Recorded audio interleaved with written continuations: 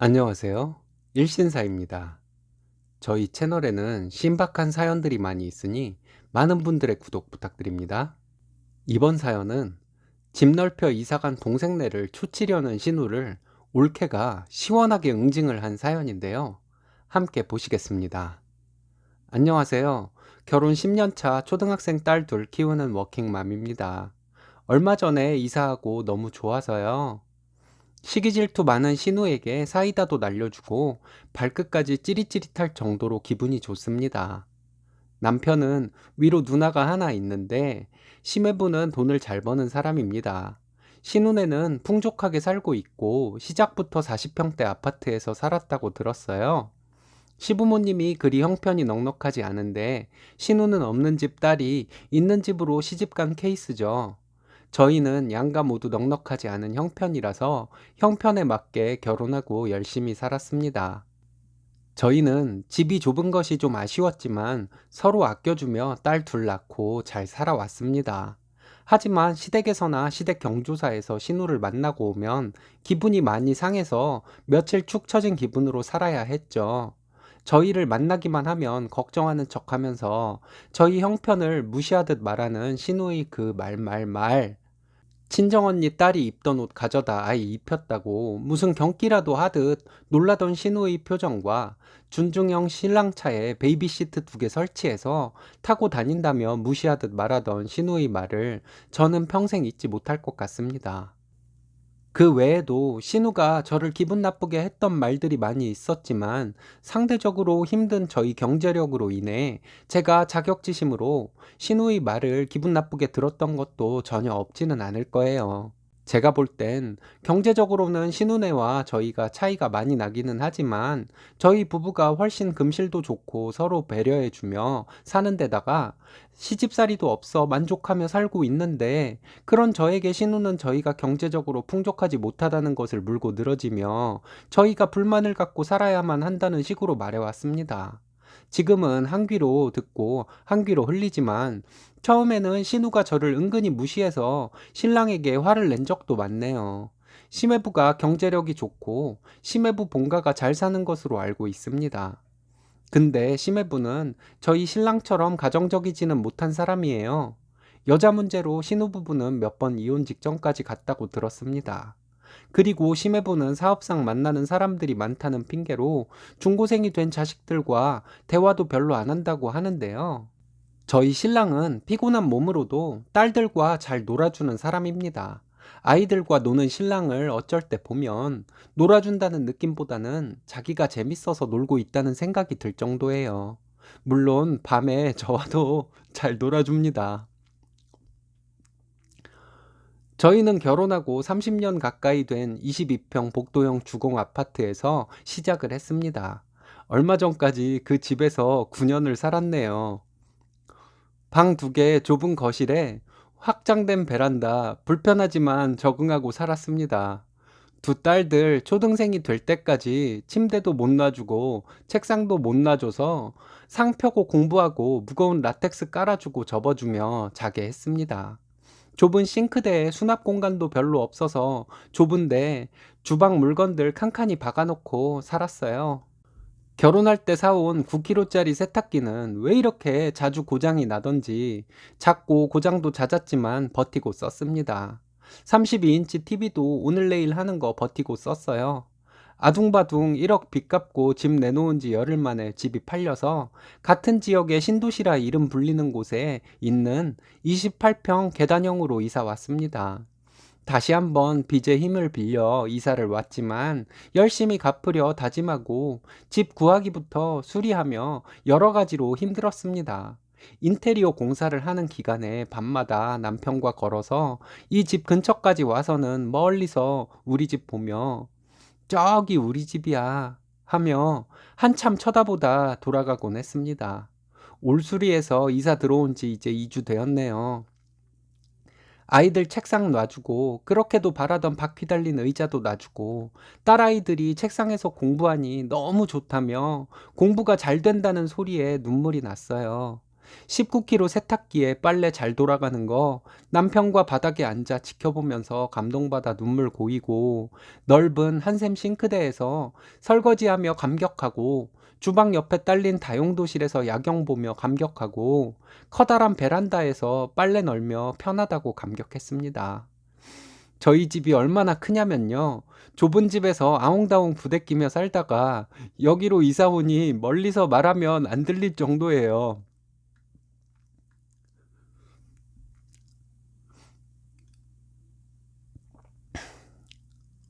어제 커다란 65인치 TV 달고 남편이 축구 보다가 축구공이 500원짜리 동전만 하다며 감격하더라고요. 여러분들 있는 집에서만 쓴다는 4도어 냉장고 써보셨어요?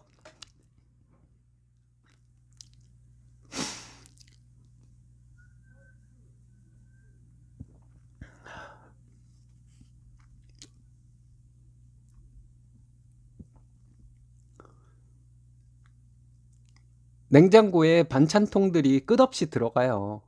2학기에 전학 와서 적응 잘할까 걱정했던 딸들은 학교에서 친구들 우르르 끌고 와서 집에서 한참 놀고 서로 놀자고 불러대고, 벌써 친구 생일에 초대받아 생파도 다녀왔네요. 이사 오고 며칠 동안 아침마다 눈 뜨면 신랑이 "여기 펜션이야? 우리 집 가야 하는데." 하는 말에 또 감격하고, 며칠 전에는 신랑과 아이들이 집 좋다고 신나하는 모습에 혼자 펑펑 울었네요. 저희 네 식구 모두 이렇게 행복감에 젖어 있었습니다. 대출을 어렵게 받아 장만한 집이지만 대출금은 신랑과 둘이 벌어 갚을 자신 충분히 있는데, 신우는 집들이 와서 축하한다는 말 한마디 없이 동생 부부 기죽이는 말이나 하더군요. 이사를 하고 주말에 집들이라고 시부모님과 신우가 왔습니다. 저와 신랑에게 감동을 준 19kg 세탁기를 사주신 시부모님이 그날따라 더 반갑게 느껴졌어요. 그리고 있다고 저희 무시하던 신우가 주방세제 달랑 사가지고 왔지만, 이사의 감동이 마음속에서 꿈틀대고 있는 때라 신우마저도 반갑게 느껴지더라고요. 아버님은 며느리가 잘 들어와서 우리 아들 살림이 핀다며 덕담을 해주시는데, 저도 모르게 눈물이 나서 또 울었네요. 그렇게 화기애애한 시간을 보내다가 신우가 이왕 이사를 할 거면 좀 더 큰 집으로 이사를 하지 그랬냐며 동생네 또 무시하려고 시동을 걸더라고요. 좋은 날에 기분 잡치기 싫어서 말 돌리려고 하다가 고모부는 왜 오지 않았냐고 신우에게 물어봤습니다.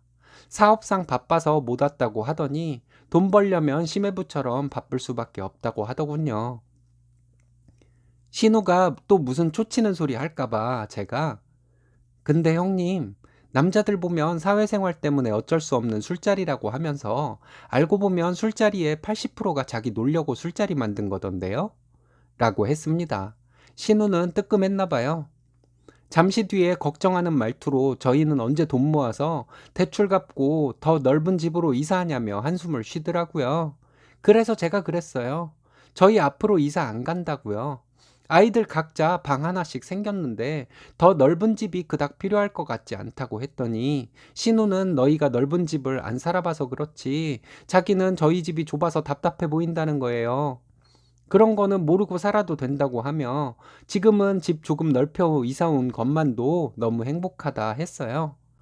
여기로 이사 오니 신랑이 아이들과 더 잘 놀아주고 더 가정적이 된 것 같아서 우리 네 식구 더 행복해지고 있으니 그걸로 저희는 만족한다고 했습니다. 저희 신랑 술도 잘 안 먹고 쉬는 날이면 아이들과 놀이터 가서 놀기 바빠서 이 넓은 집에 혼자 있으면 집이 너무 넓어서 공허함마저도 느껴질 정도라고 신우에게 말해 주었습니다. 신우도 집에 혼자 있는 시간이 많아서 공허한 느낌 잘 알지 않냐고 했습니다. 시아버지 눈가에 주름 자글자글해지며 흐뭇한 미소를 지으시는데 너무 귀여우신 거 있죠?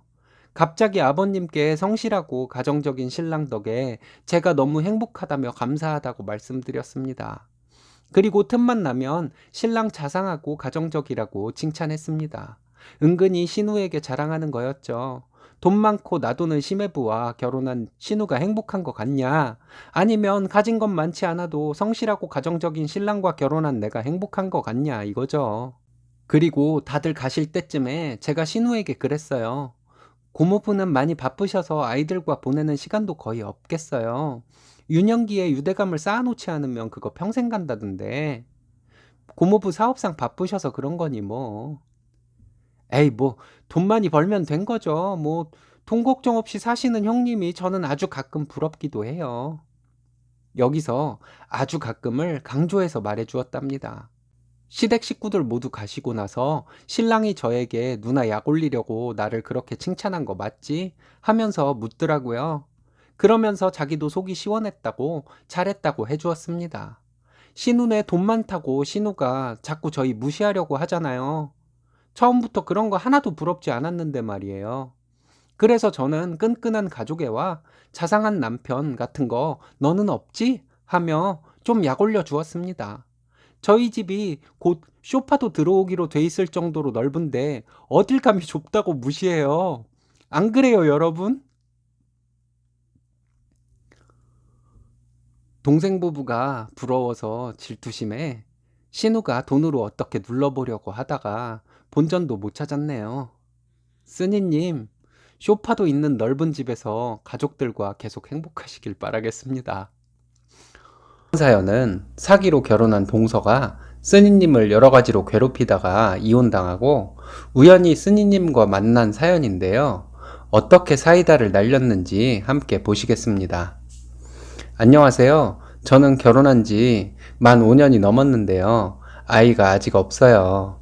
20대 중후반에 결혼해서 아직 늦은 나이는 아니지만 남편은 나이가 좀 있어 주변에서 아이 때문에 걱정을 좀 많이 하세요. 남편은 걱정 말라고 하지만 제가 괜히 조급해지고 한 달에 한 번 마법에 걸릴 때마다 눈물이 납니다. 병원에서 아무 이상 없다고 하는데 왜 아이가 안 생기는지 한약도 지어서 먹어보고 운동도 해봤지만 허사였어요. 그래도 아이가 없는 것 외에 전 진짜 복이 많은 사람이었어요. 저희가 처음 결혼할 때 시부모님은 아버지가 일찍 돌아가신 제게 좋은 부모님이 되어주시겠다며 저를 품어주셨어요. 또 저는 지방대 사회복지학과를 나왔고 변변치 않은 직장에 집안도 좋지 않은 반면 남편은 일본의 명문대를 졸업하고 대기업 다니고 있습니다. 시부모님은 큰 식당을 하시는 분들이세요. 식당 때문에 무지하게 바쁘신 분들이지만 저를 항상 챙겨주시고 예뻐해주시고 조건 없이 받아주신 분들입니다. 시부모님 복도 있지만 남편도 워낙 가정적이고요. 시부모님은 아이가 늦어지는 것에 대해 아무 말씀도 안 하셨어요. 시부모님께서 마음속으로 손주를 기다리시고 있다는 것은 당연하겠죠. 남편도 늘 절 안심시켜줬고요. 이렇게 아이가 늦어지는 것 외에 전 진짜 복이 많은 사람이라고 생각했고 다른 것들은 다 좋았습니다. 근데 얼마 전 제 시동생이 결혼할 여자를 데리고 오면서 이 평화가 깨져버렸어요. 시동생은 남편과 나이 차이가 좀 있어서 저랑 동갑인데요. 결혼할 여자는 2살이 더 어려요. 저와는 달리 굉장히 애교도 많고 화려한 스타일에 최근에 변리사 시험에 합격했다는 예비동서는 혼전 임신으로 결혼을 준비하고 있었습니다. 눈치가 워낙 빠른 예비동서는 집안 분위기를 이미 다 파악했더군요. 시부모님들의 성향과 제 성향, 그리고 아이가 없는 저희 상황과 이 집안의 분위기 등을 빠르게 파악했습니다. 워낙 싹싹하고 똑부러진 스타일이라 시부모님들도 둘째 며느리는 또 느낌이 다르다며 예뻐하셨죠. 시동생은 여자 쪽이 집안이 엄청나다며 결혼 비용만 엄청난 돈을 썼습니다.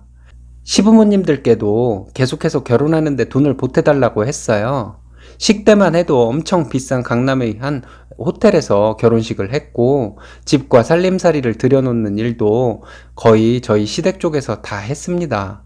시부모님들은 이 일로 빚까지 내셨고 허리가 휘시도록 시동생의 결혼을 준비해 주었습니다. 동서의 부모님은 사업을 하는데 돈이 막혀 있다는 이유로 우선 시댁이 거의 돈을 다 들여서 결혼식과 신혼살림을 준비했어요. 여자 쪽 부모님은 강남의 아파트에 세입자가 나가는 대로 그 집을 시동생 부부에게 주시기로 했다고 들었습니다. 그렇게 둘은 사치스러운 결혼을 했어요. 결혼식을 지켜보며 시부모님이 저희 결혼식 때는 큰아들 결혼이었음에도 불구하고 이렇게까지 해주시지 않으신 것에 대해 섭섭한 마음도 들었어요.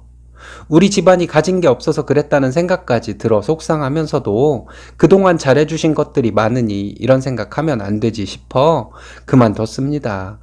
사람이 욕심이 끝이 없다는 것을 제 마음속을 들여다보면서 씁쓸하지만 절실하게 느꼈습니다. 이 부분에 대해서는 여러분들께서 저를 욕하셔도 저는 할 말이 없겠네요. 시동생과 동서는 마냥 행복한 신혼을 보냈고 얼마 후 동서는 아이를 순산했습니다. 동서가 결혼 전부터 가끔 생각 없이 말하기는 했지만 어차피 가족이 될 사이이니 동서와 잘 지내보려고 노력했어요. 동서는 어른들에게 가끔 예절이 없기는 했지만 애교 있게 잘했고 또 나름 제게도 먼저 다가와 말도 잘 붙이고 싹싹하게 잘 대하더라고요. 첫인상과는 다르게 그렇게 나쁜 아이는 아닐 수 있겠구나 라는 생각도 들었죠. 근데 얼마 지나지 않아서 동서가 가끔씩 저랑 둘만 있을 때 자꾸만 묘하게 제 속을 긁어놓고는 했습니다. 한 번은 명절 때 가족들이 다 모여 식사를 마치고 저와 동서가 방에서 얘기를 하고 있을 때였어요. 형님은 무슨 일 하세요? 아, 전 그냥 복지센터에서 일해요. 동서는 헉 하고 놀라며 눈을 동그랗게 뜨고 다시 물었어요. 어머, 그래요? 복지 쪽이면 엄청 박봉 아닌가요? 뭐 동서 입장에서는 박봉으로 느낄 수도 있겠네. 근데 난 그냥 의미 있는 일 하고 싶어서. 에이, 그래도 먹고 살자고 하는 게 일인데 많이 벌어야 형님 앞으로 태어날 아이한테 뭐라도 해주죠. 아유, 제 월급이 100만 원대라고 생각하면 끔찍해요. 하며 안고 있던 갓난 아이에게 말하더군요. 그치, 민석아? 민석이도 엄마가 돈 못 벌면 창피하겠지? 할 말을 잃었습니다.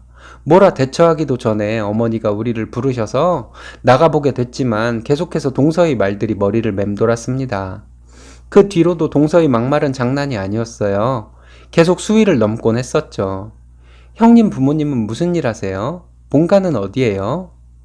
아버지는 돌아가셨고 어머니는 고등학교에서 청소하는 일 하시지. 집은 강원도 강릉 쪽이고. 동서는 또 한 번 눈을 동그랗게 뜨고 헉 하고 놀라며 이내 말을 삼키는 듯 했어요. 아, 그렇군요. 청소 힘드시겠다. 그런 일 하시는 분들은 어떻게 하루하루를 견디신대요? 참. 잠시 정적이 흐르고 동서가 다시 물었습니다. 형님은 일부러 아예 안 갖는 거예요? 아니면 안 생기는 거예요? 요즘 좀 살이 붙으셨네. 뭐 좋은 소식 없어요? 동서도 알잖아. 병원에서는 이상 없다는데 기다려봐야지. 동서가 늘 눈을 동그랗게 뜨고 깜짝 놀란 표정을 지을 때마다 한 대씩 때려주고 싶었지만 애써 참으며 대답했어요. 그러자 동서가 참고 있던 제 속을 또 한 번 긁어놓더군요. 아유, 형님, 팔자도 참.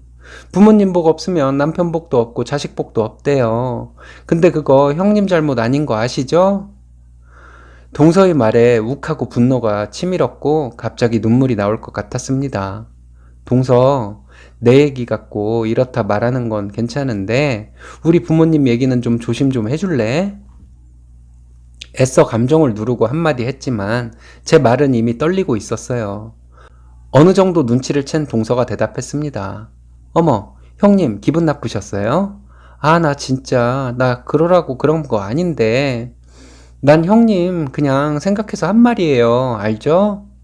그래. 그렇지만 말 좀 조심해. 사람이 할 말이 있고 못할 말이 있잖아. 네, 형님. 동서가 이렇게 말하자마자 갑자기 어머님이 들어오셨고 때맞춰 동서가 훌쩍훌쩍 울기 시작했어요. 어머, 얘 왜 이러니? 너희 무슨 일 있었어? 시어머니가 걱정스럽게 저희를 번갈아 쳐다봤고 저는 너무 어이가 없었어요. 뭐라 설명드려야 할지 모르겠어서 가만히 있다가 입을 열었습니다. 어머니, 그게 아니고요. 동서가. 아니에요, 어머니. 제가 다 잘못한 거예요. 형님 잘못 없어요. 저 딴엔 형님 아이 갖는데 도움되라고 말씀드린 건데 형님 힘들어 하시는 부분인데 제가 괜히 나서는 게 아닌데 좀 도움이 되었으면 해서 그만. 동서의 말에 시어머니는 오히려 저를 다그치시더군요. 순간 너무 서러워서 죄송하다는 말 한마디만 남기고 나갔습니다. 나중에 어머니께 그렇게 나가 따로 죄송하다고 말씀은 드렸지만 동서를 워낙 예뻐하시는 어머니께 동서의 이중적인 행동을 어떻게 알려드려야 할지 몰라서 아무 말도 하지 않고 있었어요.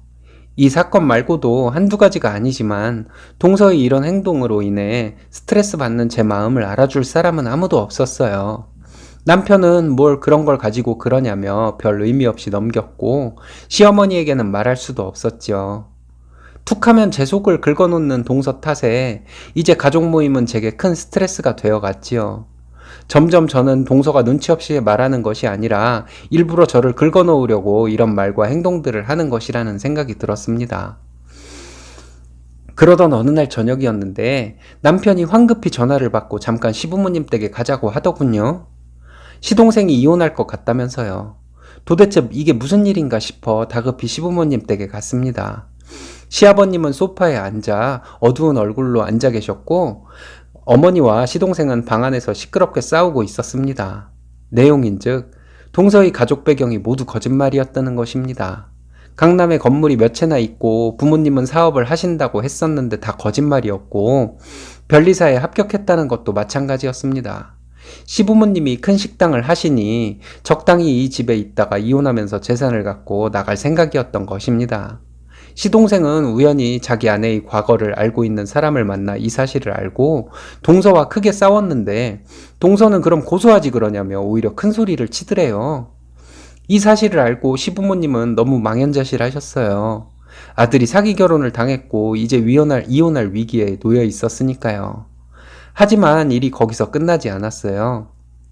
동서가 아이를 포기하지 않겠다고 했고 아이를 빌미로 양육비와 재산 분할을 요구했습니다. 어쨌든 그 둘은 소송까지 갔는데 결국 동서는 아이 양육권도 빼앗기고 어떤 것도 가지거나 가지 못했습니다.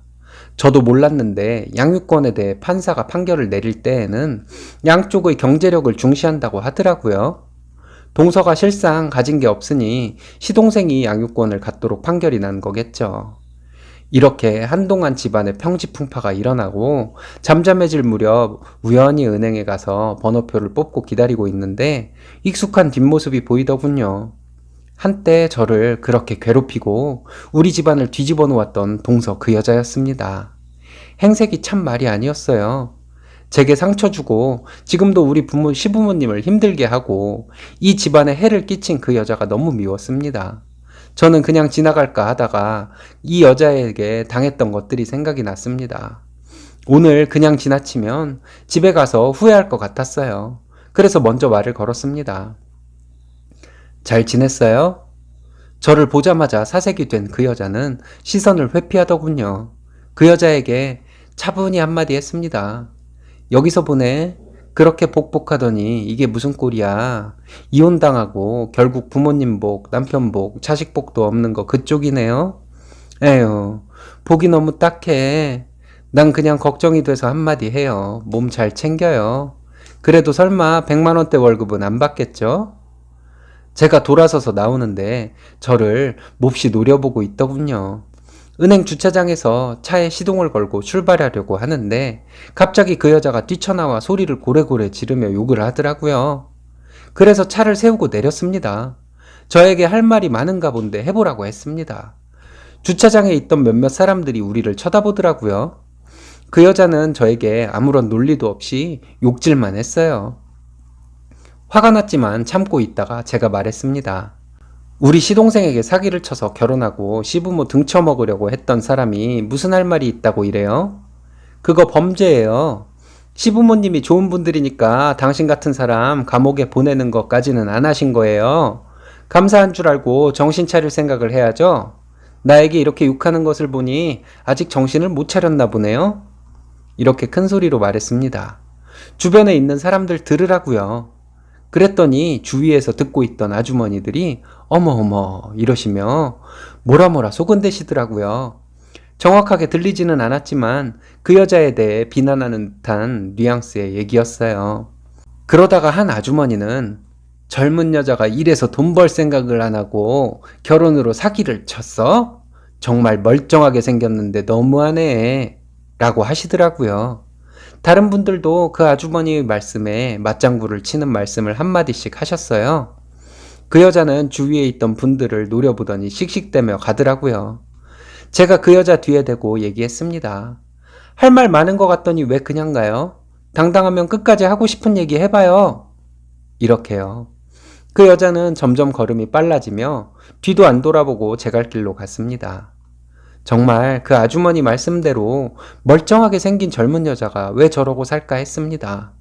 그 여자는 반성도 하지 않고 멋대로 살고 있는데 선하기만 하신 시부모님과 순진한 우리 시동생은 상처가 많이 남았는데요. 시동생은 혼자서 아이를 키울 수도 없어 시부모님도 고생을 많이 하게 생겼습니다. 아무래도 저를 한결같이 예뻐해 주신 시부모님을 위해서라도 저도 함께 고생 좀 하려고 합니다. 그런 여자와 이혼도 못하고 질질 끌려다니며 평생 불행하게 사는 것보다는 차라리 일찍이 연 끊어진 게 다행이다 싶네요. 정말 이런 사람도 세상에 있답니다. 여러분들도 많이 놀라셨죠? 제 이야기 들어주셔서 감사해요. 정말 돈을 위해서 사기 결혼을 하고 돈을 위해서 아이를 볼모로 잡으려는 사람이 현실 속에 있군요. 정말 씁쓸한 현실입니다. 쓰니님, 정말 말씀 시원하게 잘하셨습니다. 행복하시고요. 대접받으려는 시아버지와 대리효도를 원하는 신랑에게 사이다를 날린 화통한 며느님의 사연인데요. 함께 보시겠습니다. 안녕하세요. 저는 36살 결혼 3년 차 둘째 임신 중인 아줌마예요. 남편 때문에 고부 갈등이 생겨서 고민이라는 분의 글을 읽고 제가 겪었던 일이 생각나서 이렇게 글을 써봐요. 남편과는 20대 후반에 일적으로 만나서 눈이 맞아 결혼까지 이르게 되었습니다. 남편은 저보다 2살이 많고 누나가 둘 있어요. 저는 대학 시절부터 미즈넷과 판을 즐겨본 사람입니다. 그 덕분에 남편이 일으킨 시아버님과 저와의 갈등에서 무리 없이 잘 벗어날 수 있었던 적이 있어요. 시댁에는 천상 여자인 어머님과 그에 못지않은 결혼한 신우 둘이 있습니다. 어머님과 신우들은 얌전하고 모든 일을 좋게 받아들이시는 분들이세요. 저는 그렇지가 못하거든요. 저는 그냥 평범합니다. 저에게 호의로 다가오는 사람에게는 한없이 호의로 대하지만 저 잘난 맛에 저를 깔아뭉개려고 하는 사람을 만나면 절대 지지 않는 성격이에요. 신랑은 참 공감을 잘 해주는 사람입니다. 제가 피곤하면 힘이 나게 해주는 말을 곧잘해요. 슬프면 함께 슬퍼해주고 신이 나면 저보다 더 신이 나 있는 사람이 저희 신랑입니다. 넓은 마음으로 동생을 예뻐해주는 신우들의 동생으로 자라서인지 신랑은 장난도 잘 치고 웃긴 소리도 잘해서 신랑과 함께 있으면 정말 기분이 좋습니다. 하지만 신랑이 딱 하나 단점이 있다면 잘 삐져요. 삐졌냐고 물어보면 더 삐집니다. 꼭 화났냐고 물어봐야 해요. 연애할 때 신랑은 삐지면 말을 안 했습니다. 처음에는 화가 나면 화를 내면 되지.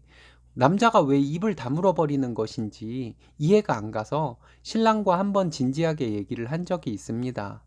자기가 화가 났을 때 말을 하면 싸우게 되는 것이 싫어서 그냥 입을 다물어 버린다고 하더군요. 저는 화가 나면 최대한 목소리 낮춰서 내 감정을 표현하고 상대가 받아들이면 좋고 아니면 말고 식으로 살아왔는데 신랑과 나는 이런 차이점이 있구나 하고 생각하고 말았어요. 그런데 보면 볼수록 신랑이 입을 다물어 버리는 것이 저를 화나게 하려는 한 방법일 뿐 신랑 말대로 싸움을 피하기 위해 그러는 것이 아니라는 생각이 들더군요. 왜냐하면 신랑이 그렇게 입을 다물어 버리면 답답한 것은 저였거든요.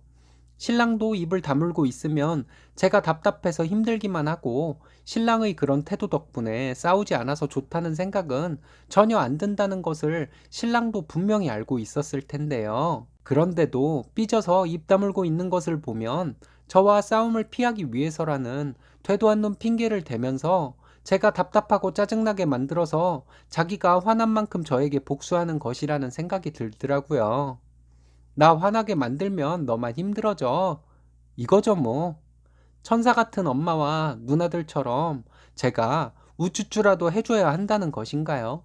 성격상 그렇게는 못하겠다는 생각이 들게 되니 신랑이 삐져서 말 안 하고 있으면 왜 화가 났냐고 계속 말을 해달라고 하며 저 혼자 답답해하는 대신에 이것 때문에 그러냐, 저것 때문에 그러냐 하면서 제가 생각해도 말도 안 되는 소리를 했습니다. 그리고 그런 말도 안 되는 이유 때문에 화가 난 것이냐며 신랑을 이상한 사람으로 몰아갔죠.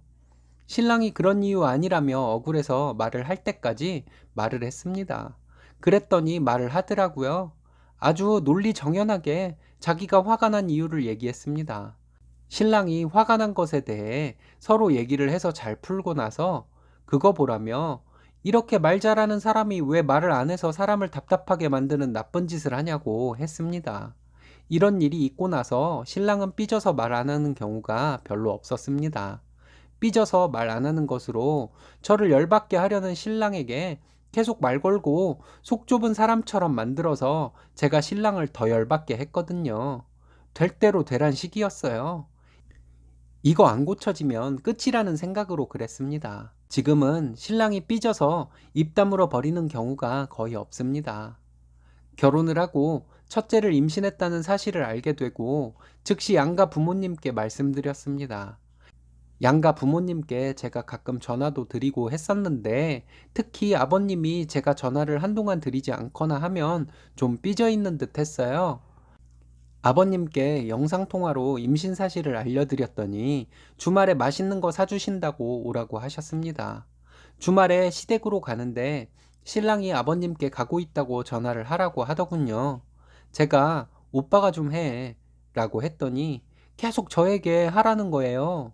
제가 아버님이 좀 부담스러웠거든요. 신랑이랑 비슷했어요. 잘 삐지신다고 해야 하나요? 전화와 시댁 방문 횟수로 아버님과 좀 마찰이 있었습니다. 그래서 신랑에게 전화를 하라고 하면서 제가 일주일에 서너 번씩 전화를 드리고 하는데 오늘은 신랑이 좀 해달라고 부탁을 했어요. 할 말도 별로 없는데 억지로 그렇게 전화를 드리며 살고 있으니까 오늘은 신랑이 좀 전화를 해달라고 한 거였습니다. 신랑이 바로 아버님께 전화를 하더니 아빠, 땡땡이가 아빠랑 전화하기 싫대요. 앞으로도 하기 싫대요. 이러는 거예요. 정말 어이가 없어서 신랑에게 왜 쓸데없는 얘기를 해서 고부 갈등을 만드냐, 우리 둘 문제를 왜 굳이 전달을 하냐 했고, 신랑은 사실이잖냐, 처음부터 전화하기 싫어하지 않았냐, 이러면서 싸웠습니다. 그리고 신랑은 우리 둘 문제가 아니라 아버님과 저희 문제라는 개소리 중에 개소리를 하더군요. 정말 하기 싫은 전화를 드리고 한 달에 2번 이상 시댁에 가는 제 노력을 한순간에 무너뜨리는 신랑이었습니다. 그리고 제가 시댁을 싫어하는 사람으로까지 매도를 하며 우기더군요. 결국 시댁 주차장에서 신랑과 싸우고 다시 집으로 되돌아왔습니다. 돌아오면서 어머님께 자초지종을 사실대로 말씀드렸어요. 어머님은 아버님께 잘 둘러대 주셨습니다. 다음 날 아버님께 전화를 드렸더니 계속 안 받으시다가 오후가 되어서 전화 드렸더니 받으셨습니다. 받자마자 저에게 화를 내고 전화를 끊으셨어요. 다시 전화를 드려서 사정을 설명드렸는데 듣고만 계시다가 저에게 됐다고 오지 말라고 하시며 끊으셨습니다. 신랑에게 그날 이제 어떡하냐고 했더니 잘 됐네. 너 어차피 우리 부모님 싫어했잖아. 이러는 거 있죠? 정말 어이가 없어서 그래 잘 됐어. 아버님이랑 오빠랑 속 좁은 건 똑같아서 싫었는데 잘 됐지 뭐. 이렇게 말해버렸습니다. 그때부터 신랑은 한동안 입을 다물어 버렸습니다. 저는 또 연애 때 하던 것처럼 해서 신랑의 말문을 트이게 해주었습니다. 그리고 몇 달 동안 어머님께만 전화를 드리고 아버님께는 전화를 드리지 않았어요. 물론 시댁에 찾아뵙는 것은 안 했고요. 첫째가 뱃속에서 자라고 있었는데 궁금한 것은 아버님이겠죠. 아버님이 더 이상 궁금해서 못 참겠는지 언젠가 전화를 하셨더라고요. 이번 주말에 시댁에 와서 그때 그 전화 사건에 대해 변명할 기회를 주겠다는 거예요. 일단 알겠다고 말씀드렸습니다. 그리고 그 주말에 시댁에 갔어요. 신우들도 와 있는 것을 보고 살짝 긴장했습니다. 어머님은 밝으신 모습 그대로셨고요. 신우들은 저에게 조용히 다가와서 얘기 다 들었다며 넌 저런 성질 이상한 새끼랑 어떻게 사니? 참 고생이 많다. 이러면서 너니까 참고 살겠지. 라는 식으로 말을 하더라고요. 저는 신우들에게 신랑이 삐지는 것 말고는 장점 투성이라 좋아서 산다고 말했더니 신우들이 고맙다는 식으로 저에게 말해 주었습니다. 그리고는 시부모님과 얘기를 했습니다. 아버님이 저에게 할 이야기 있으면 다 해보라고 인심 쓰듯이 말씀하셨어요. 저는 당당하게 말씀드렸습니다.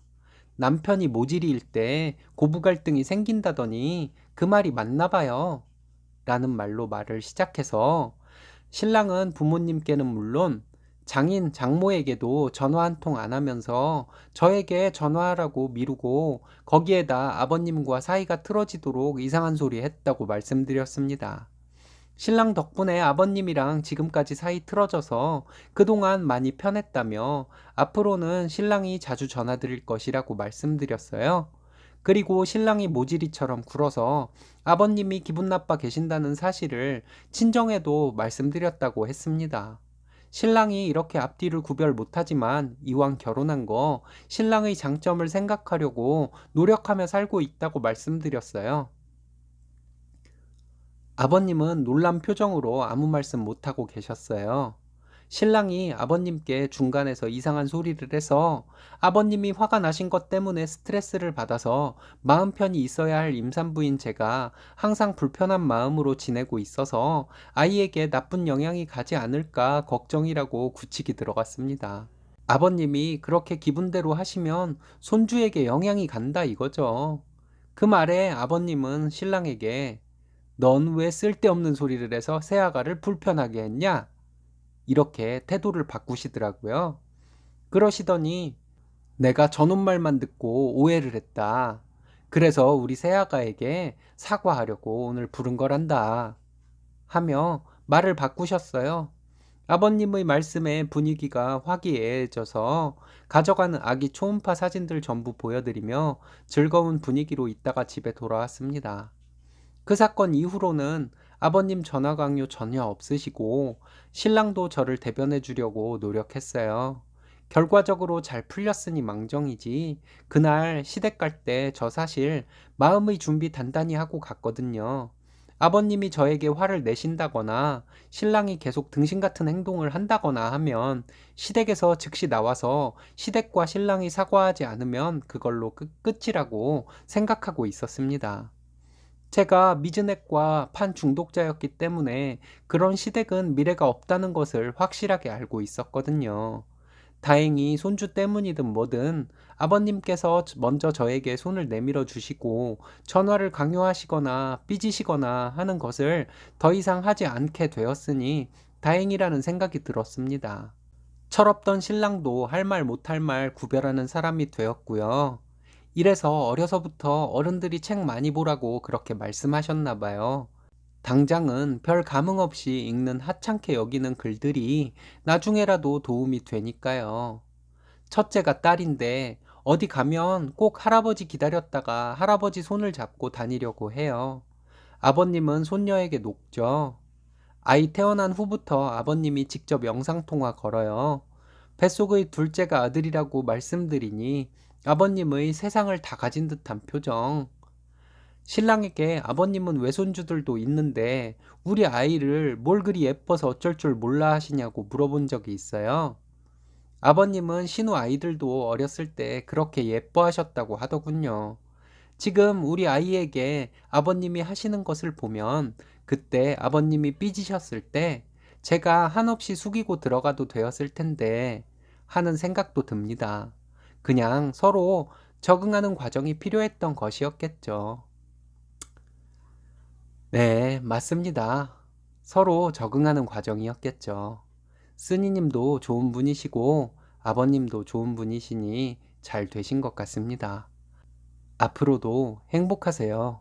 이번 사연은 며느리 부려먹으며 괴롭히던 시모가 며느리에게 화해를 제안했지만 단칼에 거절한 당찬 며느님의 사연인데요. 함께 보시겠습니다. 안녕하세요. 결혼 선배님들, 후배님들께 제 이야기 한번 시원하게 하고 싶어서 이렇게 키보드 앞에 앉았습니다. 고집과 기세가 하늘을 찌르던 시어머니가 이제 나이가 드셨나 봅니다. 5년여간을 인연을 끊고 살다가 이제 와서 저 자세로 나오시는 어머님이 같은 여자로서 좀 짠하기도 하지만 제 마음이 풀리려면 아직 멀었나 봅니다. 저에게 무조건 잘못했다는 어머님에게 예전의 어머님과 같이 도끼눈을 뜨고 그렇게 쏘아붙였는데 제 마음은 아직도 다 풀리지 않은 것 같습니다. 제가 못된 것일까요? 아니면 어머님은 필요에 의해서 저에게 이처럼 저자세로 나오는 것인데 제가 괜히 마음이 약해져서 또 바보 같은 짓을 하려는 것일까요? 판단이 서지를 않아서 선배님들과 후배님들께 지혜를 빌리고자 합니다. 저는 30대 초반의 나이에 남편과 결혼을 했습니다. 한없이 다정다감하고 남자다운 남편의 모습에 결혼을 결심했어요. 남편은 누나가 둘이 있는 외아들이에요. 신우들이 무서워 보였었는데 신우들은 오히려 제 친언니들보다 저에게 잘해줬습니다. 상견례 때도 눈치 없이 자기 고집만 부리는 어머님을 말리던 신우들이었습니다. 우여곡절 끝에 상견례를 치르고 결혼 날짜를 잡은 상태에서 아이가 생겼습니다. 그래서 예정보다 빨리 결혼을 하게 되었습니다. 신혼 때 시댁은 차로 5분 거리에 위치해 있었습니다. 어머님은 저를 거의 매일 시댁으로 오라고 하였고 저는 시댁에 가야만 했습니다. 시댁에 가면 시어머니는 임산부인 저에게 시댁 집안일을 시켰습니다. 일이 너무 힘들다고 말하면 어머님은 옛날에는 애 낳기 며칠 전까지도 밭일도 했었다고 하며 군소리 말고 시키는 대로 하라고 했습니다. 어머님은 저에게 일을 시키면서 친정에서 살림을 제대로 배우지 않아 당신이 직접 가르쳐야겠다고 했습니다. 친정엄마가 생긴 것만 뻔지르르 하고 딸 자식 교육은 제대로 시키지 못한 사람 같더니만 정말 그렇다며 친정에 대한 비난도 서슴지 않았습니다. 애 낳은 경험이 있는 친구들은 임신 기간에 낮잠을 그렇게 많이 잤다고 하던데 저는 시댁에 가서 어머님이 시키는 일을 하느라 낮잠도 못 자고 정말 힘들었습니다. 거기에 어머님의 잔소리와 저와 친정을 비하하는 발언들을 들으며 쌓인 스트레스로 시댁에서 제가 쓰러진 적이 있었습니다. 정신을 완전히 잃은 것은 아니었는데 어지러워서 누운 채로 일어나지를 못했습니다. 그리고 눈이 떠지지를 않았습니다. 눈이 떠지지를 않고 어지러운 와중에도 저는 우리 아이의 걱정만 했어요. 그런 저를 보고 어머님은 한참 뒤에야 구급차를 불렀습니다. 구급차를 타고 병원에 실려가면서도 저는 아이만 걱정했습니다. 병원에서는 아이는 괜찮다고 하며 현재 유산기가 있으니 몸조심하고 직장을 다니고 있으면 직장도 쉬고 잘 먹고 잘 자라고 했습니다. 아이가 무사한 것에 저는 너무 기뻐서 하염없이 울었습니다. 그렇게 이틀간 병원에 있다가 퇴원을 해서 집으로 돌아와서 남편에게 모두 얘기를 했습니다. 남편은 어머님에게 찾아가서 이제 저를 부르지 말라고 얘기를 했는데 어머님은 남편에게 본인이 못할 일을 했냐며 큰 소리가 났었다고 하더라고요. 그 이후에는 시댁에 무슨 일이 있을 때에만 갔습니다. 이 일 말고도 제 감정은 생각하지 않고 저를 만나면 하고 싶은 말을 다 하는 시어머니 때문에 힘든 일들이 많았습니다. 힘들었지만 참고 살았습니다. 뱃속에 있는 아이를 위해서라도 제가 스트레스를 받지 않고 좋은 생각만 해야 한다고 생각했기 때문이었어요. 하지만 외부 환경이 받쳐주지를 못하니 아이를 위해서 좋은 생각만 하는 것도 한계가 있었습니다. 어머님 집에 매일 불려가지는 않았지만 어머님은 전화로도 스트레스를 많이 주셨습니다. 이것은 전에 얘기를 했는데 왜 안 하고 있냐? 제사가 있는데 제사 음식 까짓 거 얼마나 된다고 일하러 안 오냐? 며칠 뒤에 사촌 결혼식이 있는데 참석을 해라 등등 곧바로 말 같지도 않은 소리 하지 마세요 라는 말이 목구멍까지 차오를 만한 말씀들을 참 많이도 했습니다. 첫째가 아들이었습니다.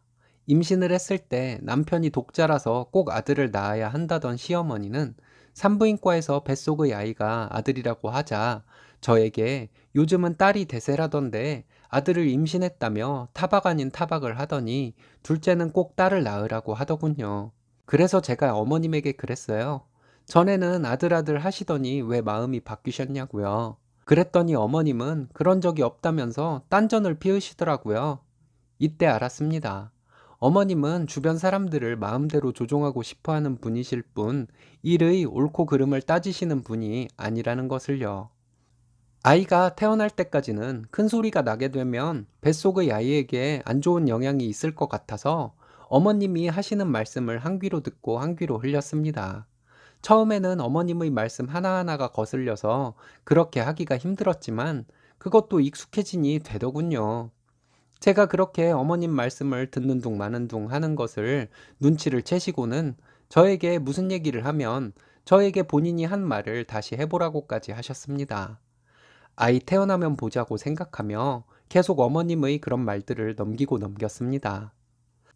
아이가 태어나고 얼마 안 되어 추석이었는데 그해 여름이 무지하게 더웠던지라 아이와 고생 많이 했습니다.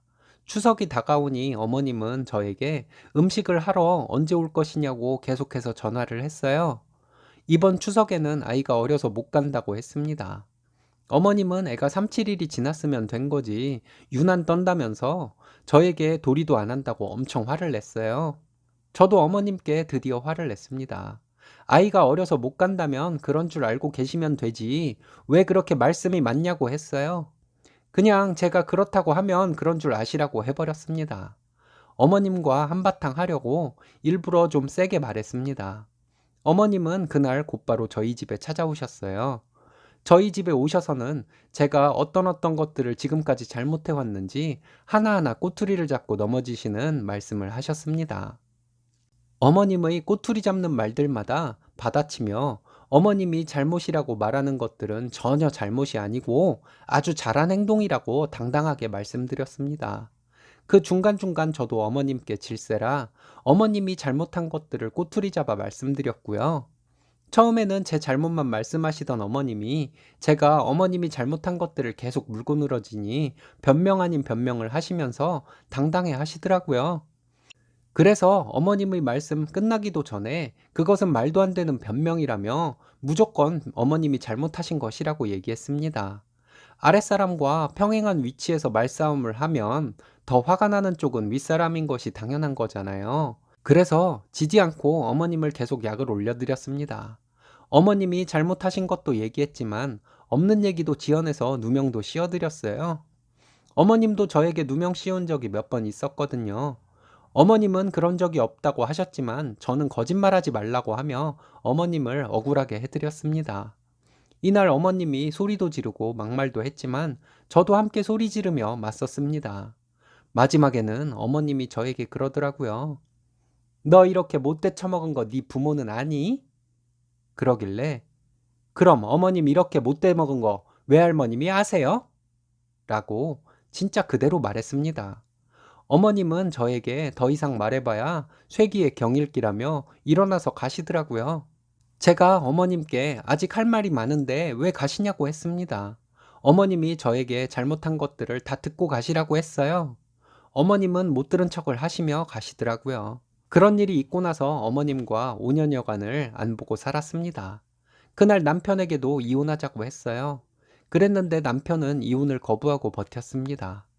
처음에는 남편이 제가 시어머니에게 그렇게 대들었다는 말을 듣고 서운한 마음이 들었는지 저와 관계가 좀 안 좋았었는데 시일이 좀 지나서 아이가 예쁜 짓도 하고 제가 아이 키우며 살림도 잘하고 그러니 남편도 제 편이 되었습니다. 그리고 제가 말하지도 않았는데 남편이 나중에는 신혼 때 어머님이 저를 괴롭히고 꼬투리 잡고 했던 것을 자기가 못하게 나섰어야 했는데 몰라서 못 그랬다며 사과를 하더라고요. 그래서 남편과 나쁘지 않은 관계로 지내왔습니다. 그런데 작년에 아버님이 돌아가셨습니다. 어머님과 남남으로 지내왔다고 해도 아버님 장례식장에는 안 갈 수가 없잖아요. 그래서 아버님 장례식장에는 가서 며느리 역할을 했습니다. 아버님은 저희 결혼할 무렵에도 몸이 많이 안 좋으셨습니다. 어머님이 저를 그렇게 불러다가 부려먹고 괜한 꼬투리 잡고 하던 것을 말려주지 않아 아버님께도 섭섭한 마음이 있었지만 아버님은 제 손을 붙잡고 여러 번 말씀하셨어요. 네 어머니 부탁한다. 저 사람 성격이 원래 저렇다. 나도 저 사람 성격을 바꿀 수가 없어서 평생을 참고 살았다. 이런 말씀을 자주 하셨을 뿐 며느리 사랑은 시아버지라는데 아버님은 저를 그렇게 예뻐하거나 하지는 않으셨어요. 그냥 덤덤하게 저를 대하셨죠. 사실 저희는 어머님 피해서 아버님 병실에 자주 찾아갔습니다. 아버님은 아프신 와중에도 우리 큰아이를 보면 아유, 우리 장손 왔네 하시며 큰 목소리로 반겨주셨거든요. 사람이라는 것이 참 웃기다는 생각이 들었습니다. 나한테는 잘하지 않아도 내 아이를 사랑해주면 그 사람이 나에게 잘해준 것 같은 느낌이 들었거든요. 바로 아버님이 그러셨어요. 지를 이뻐하는 것을 아는지 큰아이도 할아버지 보고 싶다는 말을 자주 하고 그래서 아버님 병실에 자주 찾아갔던 것이었습니다. 남편과 아이만 보내도 되었지만 아버님 사셔야 얼마나 사시겠나 하는 생각에 저도 늘 함께 아버님을 찾아뵈었던 것이었어요. 그랬던 아버님의 첫 제사가 얼마 전에 있었습니다. 작년에 아버님 상을 치를 때도 어머님은 저에게 가시가 돋쳐 있는 것이 보였기 때문에 저는 아버님 제사에 가기 싫었습니다. 남편과 가니 안 가니 하다가 아이가 가자고 해서 갔어요. 남편의 설득에도 넘어간 것도 있었지만 아버님이 큰아이 예뻐해 주셨던 것에 대한 고마움도 있고 해서 갔습니다. 아버님 제사에 가기로 하고 남편에게 못 박아 얘기했어요. 저는 아버님 봐서 제사에 참석만 할 것이라고요. 그리고 제사에 갔는데 가서 보니 어머님은 제 눈치를 보는 것이 확연하게 제 눈에 보일 정도이고 이제 너라도 와라 하는 듯이 행동하셨습니다. 그리고 말씀도 이렇게 하셨어요. 이제 너 와도 일 안 시킨다. 가까이 사는데 왕래 없이 사는 것이 답답하지 않겠니? 이제부터는 왕래는 하고 살자. 했습니다. 그래서 제가 어머니, 갑자기 왜 이러세요? 라고 했는데 무조건 어머님이 잘못하셨대요. 제사에 갈 때만 해도 어머님이 또 이상한 말씀 하시면 또 한바탕 해드려야겠다는 생각으로 갔는데 이게 뭐라고 해야 하나? 사람 기운 빠지고 좀 서글픈 마음이 들었다고 해야 하나요? 아무튼 그런 마음이 잠시 들었습니다. 근데 좀 있다 든 생각이 지금은 어머님이 반성하듯 절절매지만 결국은 제사 지낼 며느리 필요하고 당신도 늙어가는데 아프면 수발 들어줄 사람 저밖에 없다고 생각하셔서 이러신다는 생각이 들더라고요. 시댁에서 나오려고 하는데 어머님이 다시 한번 저에게 이제부터는 왕래를 하고 살자고 말씀하셨어요. 저는 차갑게 거절해 드렸습니다. 어머니, 제 앞에서 이렇게 기죽은 척하고 눈치를 보는 척이라도 해야 저를 부려먹을 수 있어서 이러시는 거죠? 나중에 어머님 수발이라도 제가 들어줄까 해서 이러시는 거 다 알아요. 그러다가 또 어머님은 선을 넘으실 분이라는 것도 제가 잘 알아요. 저는 왕래 안 하는 거 하나도 안 답답해요. 저는 지금이 너무 편해요. 그냥 이대로 살 거예요. 라고 말씀드리고 놀란 표정으로 있는 어머님을 뒤로 하고 집으로 돌아왔습니다. 며칠이 지났는데 어머님이 좀 가엾다는 생각도 들어요. 제가 말을 너무 심하게 했나 하는 생각도 들고요.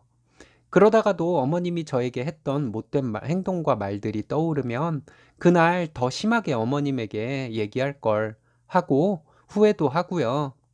제 마음에 갈피가 잡히질 않네요. 어쨌든 어머님이 저에게 한 말과 행동에 제가 얼마나 상처를 받았는데요.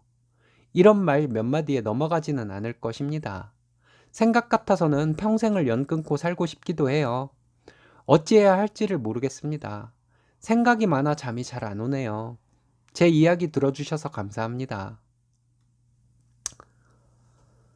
조선시대에는 종을 부릴 때도 종의 기분을 맞춰가며 부렸다는데 정말 앞뒤를 구별 못하는 사람들이 왜 이리 많을까요?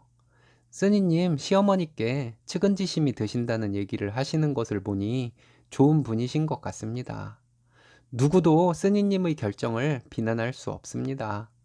천천히 생각해 보시고 쓰니님 마음 가시는 대로 하시면 될 것 같습니다.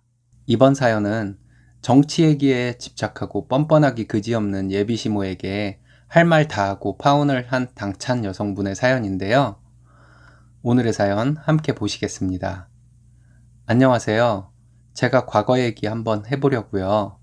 저는 33살에 결혼을 하려던 남자가 있었어요.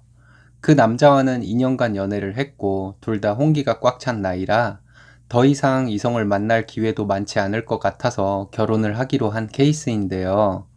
이거 참 문제가 되더라고요. 홍기가 꽉 찼다고 지금 와서 결과론적인 얘기지만 이 사람 보내면 다른 사람 안 올 것 같아서 라는 이유로 결혼을 결심하는 것처럼 답답한 짓도 없더라고요.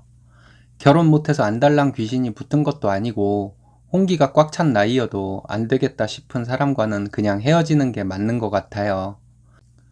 저도 그때 무슨 깡다구로 그런 행동을 해서 파혼을 했는지 이해는 잘 안 가지만 지금도 그때 제가 깡다구를 부렸던 제 자신을 대견하게 생각할 때가 있을 정도예요. 그때 남친과 혼담이 오가고 나서부터 예비심으로부터 전화가 자주 왔어요.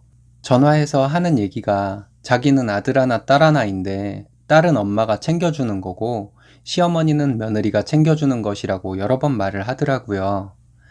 그때 제가 순진했었나 봐요. 예비시모에게 잘 보이려고 노력했습니다. 예비시모와 둘이 만나서 맛있는 것도 사드리고 영화도 함께 보러 다니고요.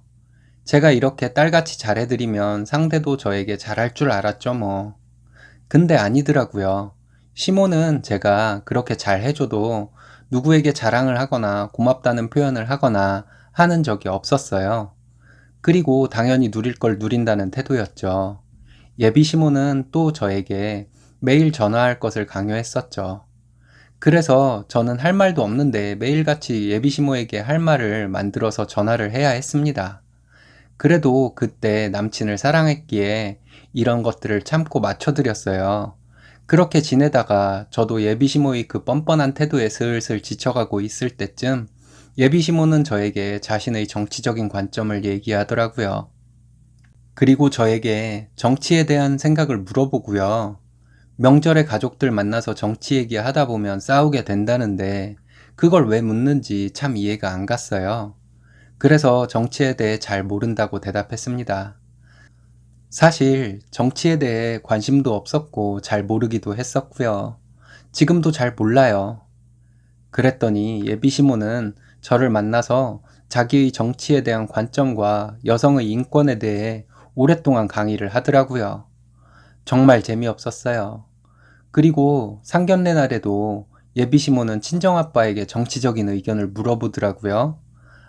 아빠는 이 자리가 그런 얘기하기에는 맞지 않는다고 대답을 하고 우리 결혼에 대해 얘기로 화제를 돌렸는데요. 그걸 가지고 예비 시모가 남친에게 저희 부모님이 자기를 무시했다고 화를 냈나 봐요. 남친이 저에게 친정아빠가 자기 엄마를 무시했다고 저한테 뭐라고 하더라고요. 그때는 정말 제가 어리고 멍청해서 기분 나빴다면 미안하다고 사과를 했네요. 그때로 돌아갈 수만 있다면 거울 보고 제 뺨을 때려주고 싶어요. 사랑이 뭔지 그러고도 저는 또 남친과 결혼 준비를 했습니다. 그러던 중에 남친이 살던 지역에서 3시간이 걸리는 지역으로 발령이 났어요. 결혼을 하고 나서 신혼집을 그쪽으로 할 수밖에 없을 것 같았죠. 그래서 남친과 얘기 끝에 결혼하고 한동안 주말부부로 생활하다가 제가 퇴직을 하고 남친 발령난 지역에 직장을 알아봐서 합치는 것으로 합의를 봤어요. 그렇게 예비시댁과 먼 곳에 살면 예비시모에게 시달리지 않아도 되겠다는 생각으로 참고 결혼을 준비했습니다. 그러던 중에 제가 파혼을 결심한 사건이 일어났는데요. 어느 날 남친과 남친 집에 갔는데 예비시모가 또 정치적인 의견을 저에게 한동안 강의하더니 남친 부모님이 저희 결혼하면 남친이 발령난 곳 근처로 이사를 오겠다고 하더라고요.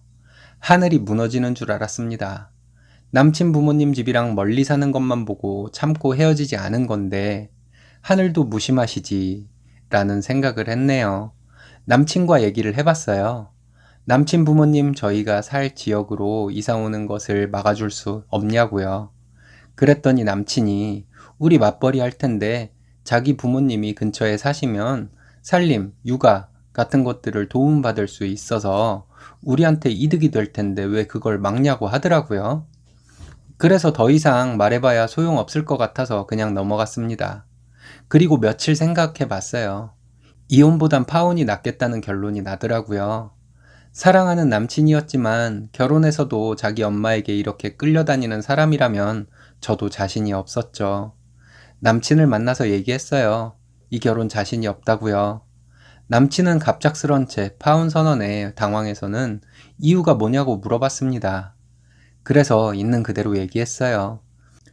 내심 남친이 예비시모의 저에 대한 과도한 요구들과 정치적인 얘기를 하는 것을 막아줄 테니 조금만 기다려달라고 대답하면 파혼 선언을 다시 생각해 볼 수도 있다고 생각을 하고 있었는데요. 그런 것을 기대했던 제가 바보였죠. 남친은 그 자리에서 자기 엄마의 변호사로 나서더라고요. 엄마가 며느리를 처음 보게 되어서 이것저것 누리고 싶으신 마음도 이해를 못 해주냐며 저를 원망을 하더라고요. 그리고 자기 엄마가 정치에 대한 얘기를 하면 제가 정치에 대해 공부를 해서 엄마의 정치적인 관점을 얘기할 때 맞장구 쳐줄 생각은 안 하고 무조건 싫다고만 하는 것도 이해가 안 간다고 남친이 얘기를 했고요. 그래서 더 이상 생각해 볼 가치가 없는 것 같아서 저는 남친에게 분명히 말했습니다. 나는 너와 이 자리에 의견 조율을 하러 나온 것이 아니라 파혼을 선언하고 헤어질 것을 선언하러 나온 것이라고요. 각자의 부모님께 파혼 사실을 알리고 헤어지자고 말했습니다. 그랬더니 남친은 마지막으로 묻는다며 진짜냐고 하더라고요. 확실히 진짜 라고 말하고 먼저 일어나겠다고 말하고 나서 집으로 돌아왔습니다. 그날 밤에 남친이 전화를 해서는 회유와 협박을 하며 다시 생각해보라고 했지만 저는 전혀 마음이 흔들리지 않았어요. 그렇게 며칠이 지났는데 예비 시모에게 전화가 왔더라고요. 아들에게 이야기를 다 들었다며 저에게 했던 요구들은 시모로서 당연히 할 수 있는 것들이고 정치적인 얘기도 할 수 있는 것인데 왜 제가 그걸 가지고 파혼을 하려는지 모르겠다고 하더라고요. 저는 드릴 말씀 없고 이제는 인연이 끝난 사이이니 더 이상 전화하지 마시라고 했습니다. 그랬더니 예비 시모는 저에게 가르칠 것이 많은 것 같으니 만나서 얘기를 하자더군요. 만나서 확실히 선을 그어야 할 것 같아서 그러자고 했습니다. 그날 저희 퇴근 시간에 맞춰서 남친과 예비 시모가 회사 앞으로 왔더라고요. 근처 커피숍에 가서 얘기를 했습니다. 같은 얘기를 남친과 그 모친이 반복을 하기 시작하더라고요. 얘기를 중간에 끊고 말했습니다. 두 분이 뭐가 잘못됐는지를 모르는 것 같다고요. 그렇게 자기 생각을 며느리 될 사람에게 강요하면 누구도 며느리로 들어오려고 하지 않을 것이라고도 말했고요. 아직 결혼도 안 한 예비 며느리에게 매일 전화를 하는 것을 강요하는 것은 정상이 아니라고 했습니다. 그리고 예비 며느리가 그렇게 선물을 사주고 영화도 보여주고 했으면 고맙다는 말 정도는 해야 예의라고도 했습니다. 그리고 매번 만나는 사람마다 정치에 대한 얘기를 하시는데 정치에 대해 그리 조예가 깊지도 않으신 분이 그렇게 정치 얘기를 하려는 걸 보면 정치는 예비 시모의 생각을 남에게 강요하려는 수단인 것 같다고 말했습니다. 그랬더니 남친은 화가 난 표정이고 예비 시모는 놀라서 얼음이 됐더라고요. 제가 항상 좋게만 대해주었는데 이렇게 사무적인 말투로 마음에 콕콕 박힐 말들을 하니 놀라셨겠죠. 그리고 제가 더 이상 할 말도 없고 인연을 이어가야 하는 이유도 없다고 말하고 일어났습니다. 그리고 남친에게 이제 내 마음 확실히 얘기했으니 더 이상 전화도 하지 말라고 했고요. 그리고 집으로 왔습니다. 집에 와보니 부모님이 남친 엄마에게 전화가 왔었다고 하더라고요. 예비 시모가 제 아버지께 제가 싸가지 없게 말하고 파혼을 선언했다고 하며 가정교육을 지금부터라도 잘 시켜야 시집갈 수 있겠다고 비꼬며 얘기를 했대요. 그래서 저희 아버지가 예비 시모에게 우리가 우리 딸을 잘 교육시켰나 보네요. 그러니까 상견례 자리에서도 정치 얘기를 할 정도로 분별을 못하는 분의 아들과 파혼을 하려는 거겠죠? 우리 딸 교육 잘 시킨 거 알려주셔서 고맙습니다. 이렇게 얘기를 했다네요. 우리 아빠 순발력 있죠? 그 후에 남친에게 몇 번 더 연락이 왔지만 자기도 자존심이 있는지 다시 잘해보자는 말 같은 건 안 하더라고요. 그리고 남친에게 더 이상 연락이 오지 않고 그렇게 끝이 났습니다. 그때 제가 어리고 순진할 때였는데 무슨 용기로 그렇게 남친과 남친 어머니 앞에서 제가 하고 싶은 말을 다 했는지 모르겠네요.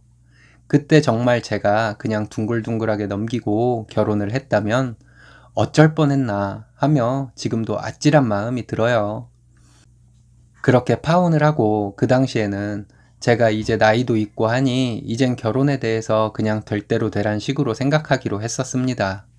근데 얼마 안 가서 지금의 남편을 만나 결혼했고요.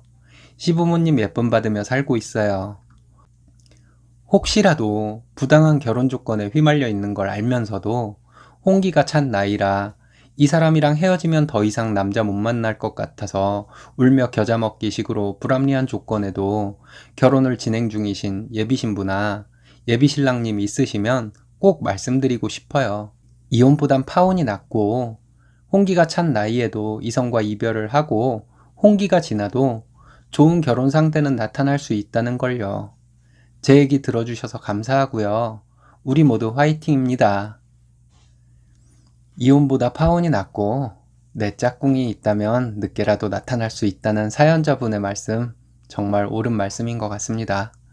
행복하시고요. 오늘의 사연은 여기까지입니다. 재밌으셨다면 좋아요, 구독 부탁드려요. 일신사는 여러분의 사연으로 제작됩니다. 많은 사연 제보 바랍니다. 여러분들의 사연은 아래 메일 주소로 부탁드려요.